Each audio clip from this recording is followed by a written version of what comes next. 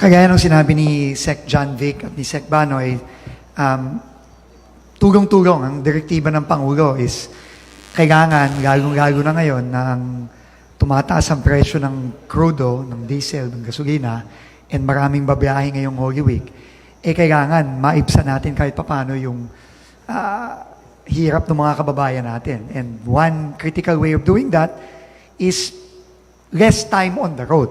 Less time on the road means less consumption, means less expenses sa mga kababayan natin kasi mas mabilis silang makakarating. Hindi masyado silang kukonsumo ng crudo. So, nasabi na ni Sec. Banoy at ni Sec. John Vic yung mga obstruction natin, yung mga truck, pero ang DPWH naman, ang lalo na sa Daang Marlica, ang ginagawa natin ngayon, sinisigurado natin na walang one way. No?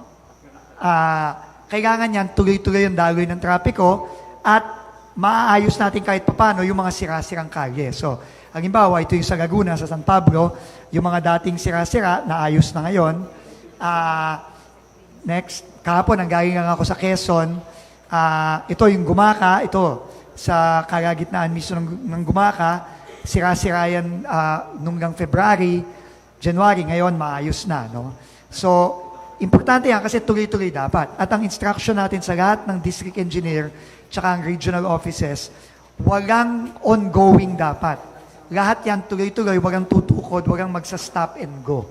No? Nagpapatulong na rin tayo kay Sec. John Vic at kay Chief PNP at sa ating HPG na tulungan din tayo sa traffic management. Basta kailangan tuloy-tuloy ang daloy. So, these are just examples. No? Next slide, please. Ito yung sa Albay din, yan, pinipilit na rin nating ayusin na matapos. So ito lang yung mga examples ng ano. Gagamitin ko na rin yung opportunity na sabihin, lahat ng construction pinahinto natin ngayong Holy Week. SILG, Chief PNP, no?